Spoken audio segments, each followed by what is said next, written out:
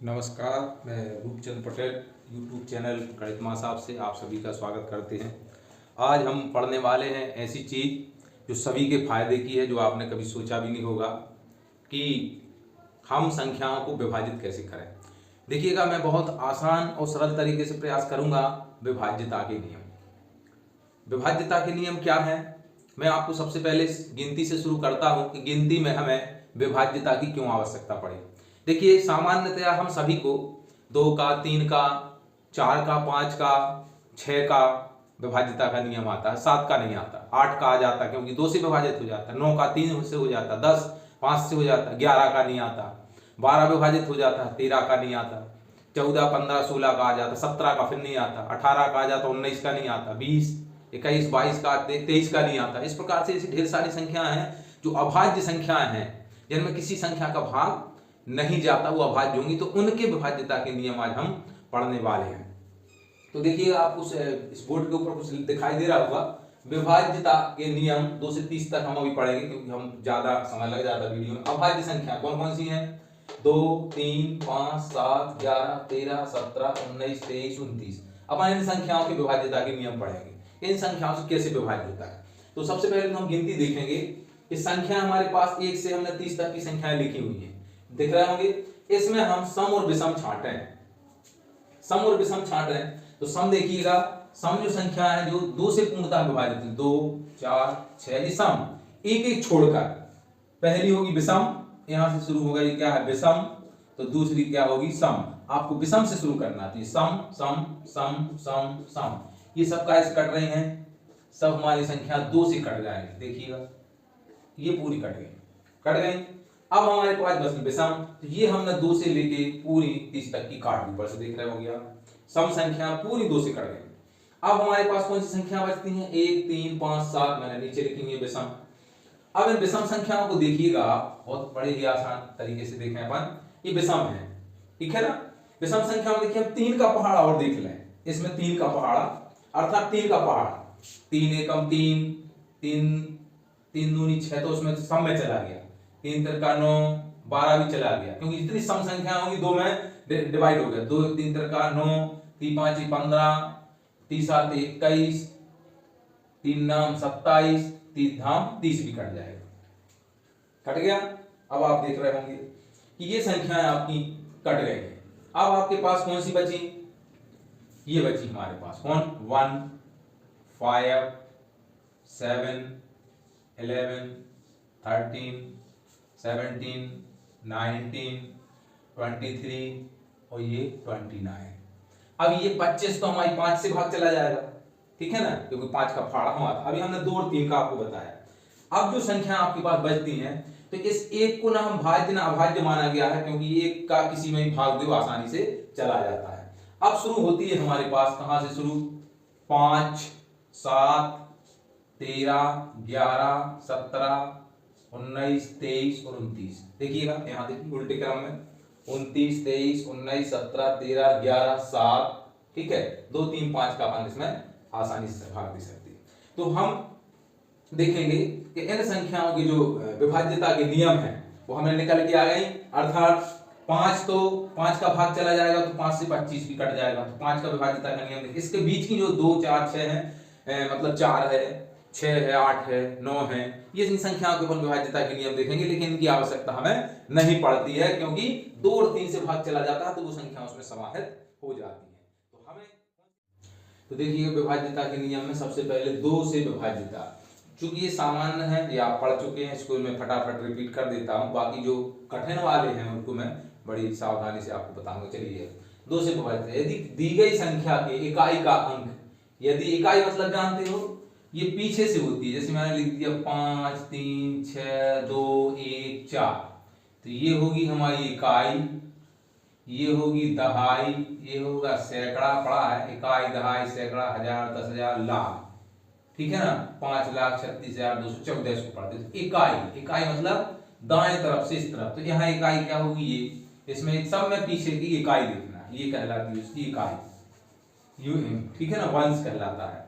इकाई का अंक यदि 0 है, 2 है, 4 है, 6 है, 8 है, अर्थात पीछे का अंक सम है, तो वो 2 से भाग होगी। देखिए जैसे ये 68 लिखा है, तो 68 चूंकि सम अंक है, ये पीछे क्या है, सम है, तो ये पूरी संख्या 2 से विभाजित होगी। देखिएगा हम 68 में 2 से भाग, 2 का पहाड़ा पढ़ो, 2 3 6, पूरा पूरा चला गया, शून्य उतारे 8, 2 चौके 8, ये भी चला गया। देखिए कितना आ गया, पूरा पूरा विभाजित हो गया, अर्थात इसमें 2 से भाग देने पर उत्तर कितना आ गया, 34।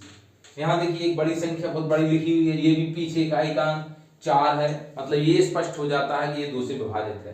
तो ये जब इसमें आप भाग दोगे तो निश्चित तौर पर ये 2 से विभाजित होगी पूरी संख्या, आपको किसी अन्य से भाग देने की आवश्यकता नहीं है। जब भी आप भाग दो तो सबसे पहले 2 से शुरू करना, 2 का चेक करना, इकाई का अंक 2 है, सम संख्या है तो हमेशा आपको 2 से भाग देना है। सम नहीं है, अब विषम है मान लो, तो आइए अगले चरण पर पहुंचते हैं, काय पे 3 पे। देखिए 3 से विभाजित करनी, जरूरी नहीं है कि 3 का भाग जाए, तो हम चेक करेंगे 3 से विभाजित, यदि दी गई संख्या के अंकों का योग, दी गई संख्या के अंकों का योग, अंकों का योग ध्यान दीजिएगा, 3 से भाज्य तो संख्या 3 से भाज्य, अंकों का योग, जैसे ये लिखा 75 दिख रहा है आपको, तो मैं यहां लिख दे रहा हूं 75, इसके अंकों को योग जोड़िए, अंकों का योग, अंकों का योग, योग मतलब क्या होता है, जोड़ना, जोड़ो भैया, अंक मतलब 7 धन 5, जोड़िए कितने हो गए, 12। अब अभी समझ में नहीं आई, बड़ी संख्या लगाई तो इन दो फिर जोड़ दो, कितने आ गए, 3। देखिए 3 आ गया, अर्थात ये 3 से भाज्य होगा, भाज्य होगा तो ये 75 भी हमारा निश्चित तौर पर 3 से भाज्य होगा। चलिए ये इस तरफ भी देखिए 267 लिखा हुआ है, 2 6 7, इसके अंकों को जोड़िए, 2 धन 6 धन 7, जोड़ो, 7 6 13 2, कितने हो गए, 15। 15 ही हमें दिखने लगा, 3 से भाज्य है तो हमें जोड़ने की आवश्यकता नहीं है, लेकिन फिर भी आप नहीं देख पाते कि ये 15 भाज्य है क्या नहीं, तो फिर से एक बार इन 15 को भी आप 1 और 5 को जोड़ लीजिए, कितने आ गए, 6। अब तो पता चल गया ना कि 6 में 3 का भाग चला जाएगा, अर्थात 3 से विभाजित क्या है, दी गई संख्याओं के अंकों का योग, मतलब जितने भी संख्या में अंक दिए गए सबको जोड़ लीजिए, उनको जोड़ने पर यदि 3 से भाज्य है वह संख्या जो योगफल आया है, तो वो पूरी संख्या भी 3 से विभाज्य होगी। ठीक है, अब आते हैं 4 से विभाज्यता। वैसे 4 से विभाज्यता की हमें आवश्यकता नहीं पड़ती, क्योंकि 2 से विभाज्य हो गया, पीछे देखिए 4 है, अर्थात 2 से विभाज्य हो गया तो हमें 4 से विभाज्यता की आवश्यकता की कोई आवश्यकता नहीं है, लेकिन फिर भी अपन इसको देख लेते हैं। 4 से दी गई संख्या की इकाई की ओर चलना है, इकाई की ओर से जो 2 अंक दिए गए हैं उनसे वो 4 से भाज्य। देखिए पीछे से देखिए, इसमें क्या लिखा है, 4 24 लिखा है, अर्थात ये 24 4 से भाग चला जाएगा, 4 का पहाड़ा पड़ी, 4 एकम 4, 4 दूनी 8, 4 ती 12, 4 चौके 16, 4 पंचे 20 और 4 छह 24। देखिए 24 विभाजित है 4 से, ये पूरी संख्या निश्चित तौर पर 4 से विभाजित होगी। दूसरा देखिए पीछे के 2 अंक देखना है, इकाई और दहाई को, इकाई और दहाई में स्थित अंक का जो सेट है, जो जोड़ा है, इस जोड़े में यदि 4 से भाग चला जाता है तो कितनी भी लंबी चौड़ी संख्या क्यों ना हो, यहां हम 1 3 5 6 7 1 इतनी बड़ी संख्या कायने लिख दें, पीछे 12 में 4 का भाग जा रहा, मतलब इस पूरी की पूरी संख्या भी इस 4 से विभाजित होगी। तो 4 का विभाज्यता का नियम क्या है, इकाई और दहाई में स्थित अंक है जो दिए गए उनके सेट में यदि 4 का भाग चला जाता है तो दी गई संख्या भी 4 से पूर्णतः विभाजित होगी। चलिए 5 का विभाज्यता बिल्कुल जनरल है, सामान्य है। इकाई, जैसे हमने 2 का पढ़ा कि इकाई का अंक क्या होना चाहिए, इकाई का अंक 0 हो या 5 हो, बस देखिए 0 या 5 हो, तो इसमें 0 है तो ये भाग चला जाएगा 5 का, और 5 है तो इसमें भी 5 का भाग चला जाएगा। तो हमने 2 से लेके 5 तक के विभाज्यता के नियम देखे। अब विभाज्यता का 6 का नियम, 6 का मैं ऐसे ही बता देता हूं। 6 का विभाज्यता का नियम क्या है कि यदि किसी संख्या में 2 और 3 का भाग चला जाता है तो उसमें 6 का भी भाग चला जाएगा। चलिए अब हम पढ़ते हैं, देखिए 7 से विभाज्यता, यदि दी गई संख्या की इकाई के अंक को अलग करके उसका 2 गुना कर शेष संख्या में से घटाने से प्राप्त संख्या 0 या 7 से भाज्य तो वह संख्या भी 7 से भाज्य होगी। अब देखिएगा यहां मैं आपको बता दूं कि ये प्रश्न है 623 इकाई का अंक क्या है हमारे पास 3, ये लिखा है दी गई संख्या के इकाई के अंक को अलग करके, भैया अलग कर लो, इसको अलग कर लो, लो भैया अलग कर लिया उसका उसका 2 गुना, मतलब इसका 2 गुना करना है, 2 गुना कर लिया, 2 गुना करके शेष संख्या। अब शेष इसको हमने अलग किया था तो शेष क्या बची थी हमारे पास 62। तो 62 संख्या में से घटाने पर, मतलब इसको घटाने पर, इस संख्या में से घटाने पर जो संख्या प्राप्त होगी, चलिए देखिए 62 ऋण 6 कितने बचे भैया, कितने बचे 56 बचे कि नहीं बचे। अब अभी समझ में नहीं आ रहा, 7 से भाग जा रहा अपनी, तो एक और रिपीट कर लो, 56 को फिर लिख लो यहां।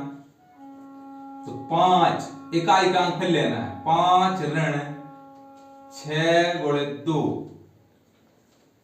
तो नहीं आएगा क्योंकि ऋण में चली जाएगी। 12 में से 5 के चलिए निकाल लो, तो कितने होगा 12 उत्तर आ गया, और ऋण 7, ऋण 7 में आ गया, अर्थात 7 तो आया, तो 7 मिले या 0 मिले तो ये संख्या भी विभाजित होगी, अर्थात 56 7 8 56, तो ये भी विभाजित है। तो आप विभाज्यता का 7 का नियम क्या है कि दी गई संख्या में इकाई के अंक को अलग कर उसका 2 गुना करके शेष संख्या में से उसको घटाने पर प्राप्त संख्या 0 मिले या 7 से विभाजित हो जाए या 7 का गुणज मिले, तो इस प्रकार से वो संख्या भी 7 से विभाजित हो जाए। चलिए एक सवाल और हमारे पास 11501, देखिए और बड़ी बड़ी संख्या आप ले सकते हैं, कोई इसकी जब वो नहीं है। चलिए इसमें इकाई का अंक देखिए क्या है, केवल 1, तो 11 50 ऋण 1 गुणे 2, समझ में आ गई होगी बात। इकाई के अंक में 2 का गुणा और शेष संख्या में से इसको घटाना, तो 1150 ऋण 2 कितने बचे भैया 1148। चलिए अब अभी समझ में नहीं आ रहा, 7 से भाग जाएगा कि नहीं चेक कर लो। 1148 यानी 114 ऋण 8 गुणे 2 कितने हो गए 114 में से 16 घटा दो, कितने बचे भैया 98। ठीक है 98। अब अभी समझ में नहीं आ रहा तो फिर से लिख दिए 98, तो 9 ऋण 8 गुणे 2, तो 9 ऋण 16 बराबर कितने आ गए ऋण के 7। अब तो चल गया पता कि 7 में भाग जा रहा तो 98 में भी जाएगा, इसमें भी आएगा, सब में, अर्थात 7 से विभाज्यता का नियम क्या हो गया। और भी आपको ढेर संख्याएं ले सकते हैं। अब आता है हमारे पास 8 का विभाज्यता का नियम। तो 8 का विभाज्यता का नियम क्या है, यदि इकाई के अंकों में, इकाई के जो अंक दिए गए हैं, यदि इकाई के अंक आपके पीछे से कितने दिए गए हैं, ये 2 से भाज्य है, 4 से भाज्य है, तो 8 से भी भाज्य होगा। अर्थात या ऐसा भी हम लिख सकते हैं कि इकाई के जो अंक हैं, इकाई की तरफ से 3 अंकों के सेट में यदि 8 का भाग, जैसे 4 का है बिल्कुल वैसे ही 8 का है। 4 के विभाज्यता में क्या है, इकाई की ओर से इकाई और दहाई के सेट में यदि 4 का भाग चला जाए तो 4 से विभाजित हो जाती है। ठीक उसी प्रकार 8 का है, इकाई दहाई सैकड़ा 3 के सेट में यदि 8 का भाग चला जाता है तो पूरी संख्या में भी 8 का भाग चला जाएगा। देखिए हम इतना देखते रहेंगे तो हमें कठिन पड़ेगा, अपन ने 2 का भाग दे दिया था, 4 का दे दिया तो हमें 8 की आवश्यकता नहीं पड़ती है। 9 का जो विभाज्यता का नियम है वो हमारे बिल्कुल 3 जैसा है, 3 से चला गया तो 9 से भी चला, मतलब 9 में 3 का भाग चला गया तो 9 से भी चला जाएगा, तो 9 से बड़ी संख्या होगी, तो ठीक है ना। तो अर्थात 9 के पहाड़ा में होगी, अर्थात यदि इकाई के अंकों का योग 9 से विभाज्य है तो दी गई संख्या भी 9 से विभाज्य, मतलब जो 3 का विभाज्यता का नियम है वो 9 का विभाज्यता का हो जाएगा। बाकी बचा आप 10 का विभाज्यता का नियम क्या है, यदि इकाई में 0 है, इकाई के अंक यदि 0 है तो वो 10 से विभाज्य हो जाएगी। अब आया 11 का विभाज्यता का नियम। तो चलिए 11 का विभाज्यता का नियम देखते हैं। देखते 11 से विभाज्यता, यदि दी गई संख्या की इकाई की ओर से, फिर से हर सवाल में आपको हर विभाज्यता के नियम में आपको इकाई की ओर से देखना है, तो संख्या की इकाई की ओर से विषम स्थानों पर स्थित अंकों का योग और सम स्थानों पर स्थित अंकों के योग का अंतर 0 11। अब जो समझ में नहीं आया होगा कि सम स्थान विषम स्थान क्या है, तो मैं आपको बता दूं, जैसे मैंने इस 9 लिखा है, 7 लिखा है और 9 लिखा है, तो देखिएगा विषम स्थानों पर स्थित अंकों का योग। विषम स्थान मतलब ये कहां 1 नंबर पे है, ये 2 नंबर पे है, ये 3 नंबर पे है। चलिए एक सवाल और हमारे पास नीचे लिखा है, इसको भी हम दोनों साथ में करते चलते हैं। ये है हमारे पास 3 8 3 2 4, इसके भी हम क्या करते हैं नंबर लिख लें 1 2 3 4 5, लिख लिया। अब इसमें देखिए सम स्थान और विषम स्थान, तो हम पहले विषम स्थान गिने, विषम मतलब 1 3, तो इन विषम स्थानों पर स्थित अंकों का योग इनको जोड़ना है। जोड़िए, कितने हो गए, 9 दूनी 18, 9 9 जोड़ के 18। अब सम स्थान मतलब 2, और इतने आगे होता तो उसको जोड़ देते, कितना हो गया, ये केवल 7। और दोनों का अंतर अर्थात ये विषम स्थानों पर स्थित अंकों का योग और इस सम स्थानों पर स्थित अंकों के योग का अंतर कितना आ गया भैया, 18 में 7 11, या तो 0 मिलता है या 11, अर्थात ये पूरी संख्या है जो आपकी 11 से विभाज्य होगी। आप भाग देके देख लीजिएगा। चलिए नीचे देखिए, विषम स्थान 1 3 5, जोड़िए भैया इनको, 4 3 7 3 10, ऋण इनको जोड़िए, सम स्थानों को 2 8 और 2 कितने हो गए, 10, कितना आ गया उत्तर भाई, 0 0 आ गया। मतलब क्या समझ में आया, यह समझ में आया कि जो संख्या दी गई है ये विषम स्थानों पर है, देखिए 4 3 3, इनको जोड़ेंगे तो 10 आएगा, 2 और 8 जोड़ेंगे तो 10 आएगा। इनका अंतर मतलब विषम स्थानों पर स्थित अंकों का योग और सम स्थानों पर स्थित अंकों के योग का अंतर यदि 0 या 11 से विभाज्य है तो दी गई संख्या, इसमें आप भाग दे लीजिए, 11 का चला जाएगा, इसमें भी 11 का चला जाएगा। तो 11 का विभाज्यता का नियम समझ में आ गया।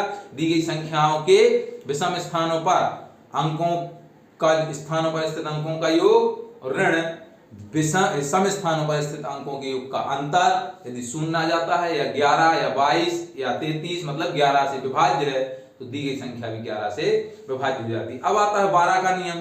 तो 12 का मुझे नहीं लगता कि बताने की आवश्यकता है, क्योंकि 2 का 3 का 4 का 6 का भाग चला जाएगा तो अपन इससे दे लेंगे। अब हम पहुंचते हैं सीधे 13 का।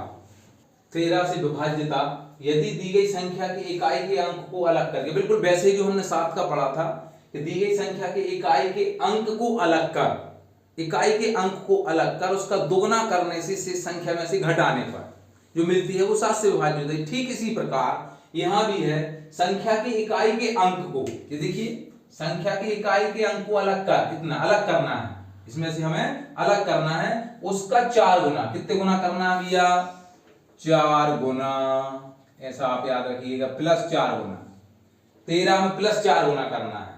साथ में अभी आपको साथ इकट्ठा बताएंगे, 4 गुना कर शेष संख्या में जोड़ने पर, यहां क्या करना है, प्लस करना, तो मैंने प्लस का चिन्ह लगा दिया, ठीक है।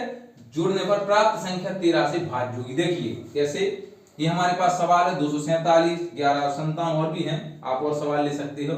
इसको अलग कर लो भैया, 7 को 24 जोड़ना है, कौन सा चिन्ह लगाना, प्लस। शेष संख्या क्या बच रही, 24 प्लस इसका 4 गुना, तो 7 जो बचा है वो लिखिए 4 गुना, जोड़िए इसको, कितने होगा भैया, 24 धन 7 चौके 28, तो होगा भैया 28, जोड़ो कितने, 8 4 12 की 2 4 और 1 5 52, 13 चौके 52 अर्थात भाग चला जाएगा। अभी भी विश्वास नहीं है तो इसको एक बार और हल कर लीजिए, 52 को यहाँ लिखिए, तो 5 शेष संख्या बच रही, इसको अलग कीजिए, तो कितने गुना करना है, 4 गुना, तो 4 कितने होगा, 5 धन 4 दूनी 8 13, तो अब तो पता चल गया ना कि 13 का भाग चला जाएगा। दूसरा देखिए उदाहरण, इसको अलग करिए, इकाई के अंक को अलग कर इसका 4 गुना जोड़ना है, तो क्या बचा हमारे पास, इसको अलग करना है, इसमें इकाई को अलग करना है, ठीक है, और कितने का गुणा करना है, इसमें 4 का, इसमें भी कितना करना, 4 का, इसमें भी हमने कितना किया 4 का, इसमें भी कितना किया 4 का, प्लस करना है, ठीक है। तो यहां हम आगे बढ़ते हैं।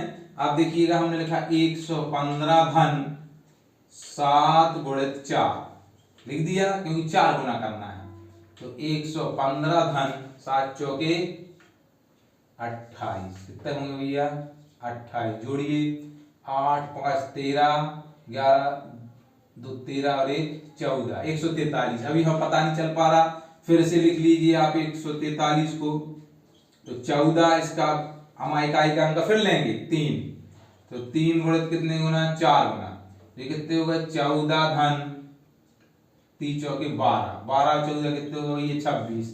अब तो पता चल गया कि 26 में 13 का भाग चला जाएगा। इसको नहीं पता चल रहा तो और आप इसको बढ़ा सकते हो। चलिए इसका देखिए सवाल, 21 35 धन, इस इकाई के अलग 9 अलग किया, कितने गुना, 4 का, ये करिए कितने होगा, 21 35 धन 9 चौके 36, कितने हो गए 36, जोड़िए भैया 5 और 6 कितने हो गए 11 की 1, यहां से ले 4 और 3 कितने हो गए 7, ठीक है। और ये कितने हो गए हमारे पास 21। अब अभी हमें समझ में नहीं आ रहा तो फिर से हमें यहाँ लिखेंगे, चलिए यहाँ लिख देते हैं 21 71, तो 217 धन 1 गुणित 4 कितने हो गए 217 धन 4 अर्थात 200 कितने हो गए 21, ठीक है। अभी भी समझ में नहीं आ रहा तो और एक लाइन बढ़ा दीजिए, यहाँ पर बढ़ा देते हैं। आप बिल्कुल फटाफट चेक कर सकते हैं, कोई इसकी घबराने की आवश्यकता नहीं है। 22 धन 1 गुणित 4 कितने हो गए 22 4 26। अब तो क्लियर हो गया ना कि 26 में इस 13 का भाग चला जाएगा तो इस पूरी संख्या भी 13 से विभाजित हो जाएगी। अब आता है 14 का। 14 में हमारा 2 का भाग चला जाएगा, 7 का चला जाएगा, इसलिए 14 की आवश्यकता नहीं। 15 में हमारा 3 का चला जाएगा, 5 का चला जाएगा, इसलिए उसकी आवश्यकता नहीं है। 16 में हमारा 2 का 4 का आराम से चला जाएगा, 8 का तो वो भी जरूरी नहीं। अब आता है हमारे पास 17 का।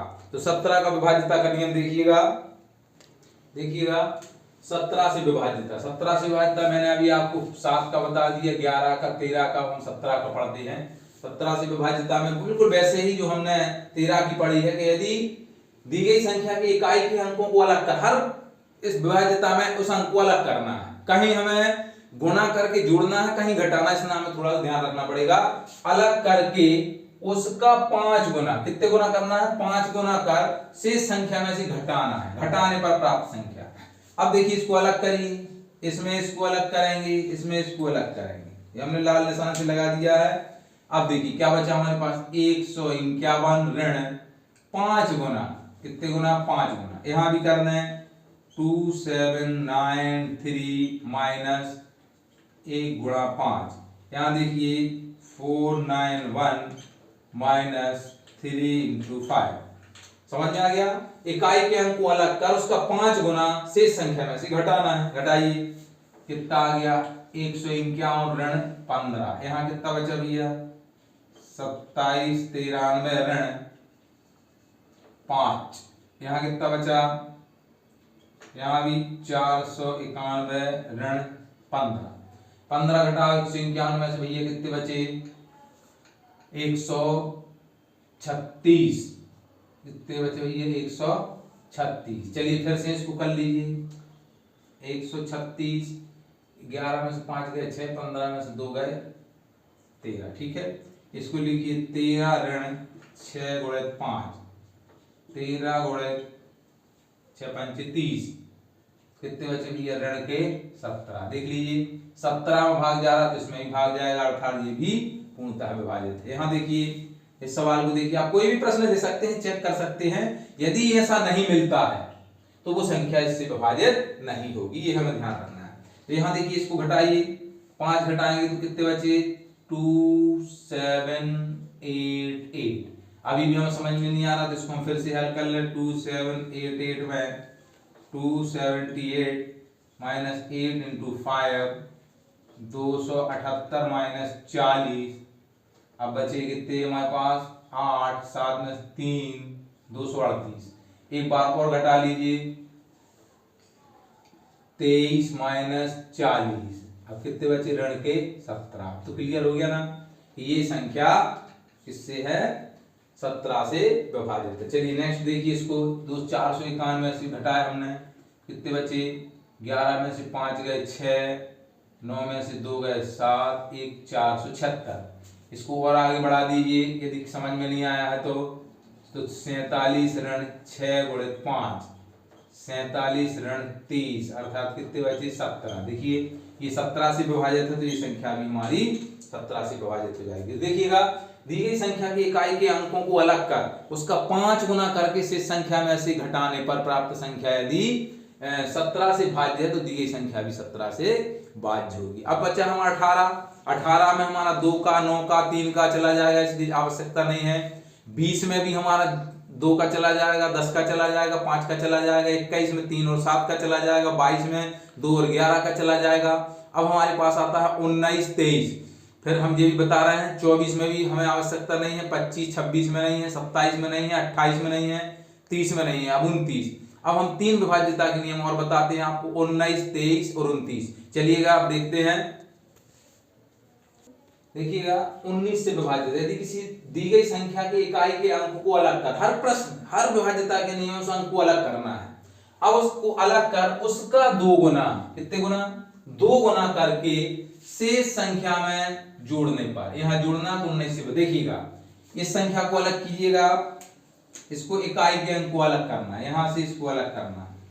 अब शेष संख्या क्या बची हमारे पास, 1 6 9, इसमें प्लस करना है, इसमें भी क्या बची 31 21 प्लस कितना गुना, इसमें 1 था शेष, इसमें कितना 9 7 था, इसमें 2 गुना करना है, दोनों सवाल में साथ में कर रहा हूं। आप देखिएगा 1 6 9 प्लस 2 कितने होगा 1 7 1, ठीक है। अभी पता नहीं कौन 19 से भाग जा रहा है तो फिर से एक बार चेक कर लें, 1 7 1 बराबर 17 धन 1 गुणित 2, कितने हो गए ये 17 धन 2, अर्थात कितना आ गया ये 19। आप देख रहे हैं 19 आ गया, अर्थात 19 से कैसा है विभाजित, ये संख्या 1691 19 से विभाजित हो जाएगी। चलिए यहां देख लीजिएगा, इसमें भी हम हल करते हैं तो आपका 31 21 प्लस 7 दूनी 14, इसको जोड़िएगा 14 21 कितने हो गए 31 35, 31 35। आप कोई भी संख्या ले लीजिए, यदि इस प्रकार से भाग नहीं जा रहा तो वो पूर्णतः विभाजित नहीं होगी, यदि जिस नियम लागू नहीं हो रहे हैं तो वो संख्या पूर्णतः विभाजित नहीं होगी इससे। तो 31 35 अभी भी हम क्लियर नहीं हो रहा है, तो 31 35 बराबर 313 धन 5 गुणित 2, कितना हो गया भैया 313 धन 10, कितना हो गया 323। अभी भी नहीं आप बता पा रहे तो 323 बराबर लिखिए तो 32 धन 3 धन 2, तो 32 धन 6 कितने हो गए भैया 38। ये 38 तो पता चल गया ना, तो 19 से विभाजित है तो ये संख्या भी विभाज्य होगी। ये 19 से हो गया। अब बताते हैं हम आपको 23 और 29 से, इसको देखिएगा 23 से विभाजित है, यदि दी गई संख्या के इकाई के अंकों को अलग करके उसका 7 गुना कर शेष संख्या में जोड़ने पर प्राप्त संख्या 23 से विभाजित दी गई संख्या, अर्थात हर जगह किसी में 7 का गुणा, किसी में 5 का गुणा, किसी में 3 का, ये हमें थोड़ा सा याद रखना पड़ेगा ताकि हम बड़ी आसानी से विभाज्यता के नियम सीख सकते हैं। तो देखिएगा इस सवाल को हम करते हैं इकाई के अंक को आपको अलग करना हर प्रश्न में, तो शेष बचता है क्या 204 प्लस, हमें प्लस करना है कितना गुना, इसमें 7 गुना, तो इसमें कितना बचा 7 गुणित 7, यहाँ कितने हो गए 204 धन 49, भैया कितने हो गए 253। अभी नहीं पता 23 से भाग जा रहा है तो 253 को आप फिर से लीजिए तो 25 धन 3 गुणित 7, 7 गुना करना है, 25 धन 21 कितने होगा भैया ये 6 और ये 4। अब तो दिख रहा है ये 46 23 से विभाजित है। यहाँ देखिएगा इसको अलग करते हैं तो बचा 3 7 7 8 धन 9 गुणित 7 कितने होगा भैया 3 7 7 8 9 7 63 को जोड़ेंगे तो 8 3 11 की 1 7 6 7 दूनी 14 की 4 और जी कितने हो गए 38। अब इस 38 को पता लगाना है क्या नहीं, तो 38 41 बराबर 384 धन 1 गुणित 7, तो 300 कितने हो गए 7 4 11 अर्थात 991 हो गया। ठीक है, अब 991 का और पता लगाना है, ये 391 का 391 बराबर 39 धन 1 गुणित 7 कितने हो गए, तो 39 धन 7 बराबर हो गए 46। देखिएगा ये भी संख्या हमारी 23 से विभाज्य है। अब हम देखते हैं 29 से विभाज्यता। तो 29 से विभाज्यता में आप देखिएगा इसी प्रकार हम बिल्कुल कुछ नहीं चेंज करना है, यहाँ हम 29 लिखेंगे, इसमें हम 2 गुना की कितने गुना 2 गुना लिखेंगे इसका, बाकी ज्यों का त्यों है 7 का 2 गुना, यहाँ हमारा हो जाएगा 29, यहाँ हमारा हो जाएगा 29। तो 29 में हमें 3 गुना करके इसमें हमें जोड़ देना है, कितने गुना 3 गुना करके। तो देखिए हम एक सवाल लिख रहे हैं, इसको अपन चेक करते हैं कि 29 से विभाज्य है कि नहीं।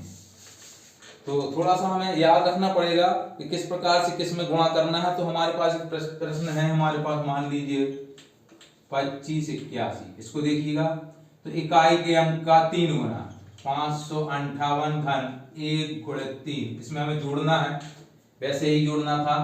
तो 258 धन 3 कितने होगा भैया 261। अभी पता नहीं है तो 261 को फिर ले लीजिए, तो 26 धन 1 गुणित 3 अर्थात कितने होगा 26 धन 3 कितने होगा 29। अब तो क्लियर हो गया कि 29 अर्थात ये पूरी संख्या भी इस 29 से विभाजित हो जाएगी। अब एक सवाल और लेते हैं हम, बड़ा सा थोड़ा, 647 मान लीजिए ये लिया। अब आप कहेंगे सर पूरी विभाज्यता ही बता रहा है, आप दूसरे सवालों को भी बड़ी आसानी से आप चेक कर सकते हैं, करिएगा। इसमें भी हमें अलग करना है, इसको अलग करिए तो 4764 प्लस 7 इंटू 3 कितने होगा भैया 4764 प्लस 7 3 21 कितने हो गए 5 8 7 4। इसका और पता लगाइए 47 85, तो ये हो गया हमारे पास 478 प्लस 5 इंटू 3, तो 478 प्लस 15 तो कितने हुआ 8 5 13 7 8 1 9 और ये हो गया हमारे पास कितने 493 का पता लगाइए तो 49 धन 3 गुणित 3 49 धन 9 कितने होगा भैया 58 अर्थात 58 में 29 का भाग चला जाएगा तो दी गई संख्याएं भी पूर्णतः विभाजित हो जाएंगी। तो अब हम ऐसे सवाल हैं जो हमारे पास, तो अब आपको मैं एक बार रिपीट कर दूं कि जो हमने विभाज्यता के नियम पढ़े हुए हैं उसको हम कैसे और लगभग किस प्रकार से याद करें। तो देखिएगा, सबसे पहले हमें 2 3 5 का याद है, हमें 7 का याद नहीं रहता है, हमें 13 का याद नहीं रहता है, 17 का याद नहीं रहता है, 19 का याद नहीं रहता है, 23 का याद नहीं रहता है और 29 का याद नहीं रहता है, ठीक है ना। तो इसमें देखिए ऋण 2 गुणा 13 में हमारा 4 गुना, कितना गुना 4 गुना प्लस 4 गुना, 17 में हमारा कितने गुना, देखिएगा 7 में ऋण 2 गुना, 13 में धन 4 गुना, तो आपको याद करना है 2 4 5, इसमें अभी ऋण 5 गुना, फिर यहां पर 2, इसका आपका 2 4 5 2 7 3, इन सब में प्लस का चिन्ह है, उस सब में क्या करना है गुना जी गुना करना है।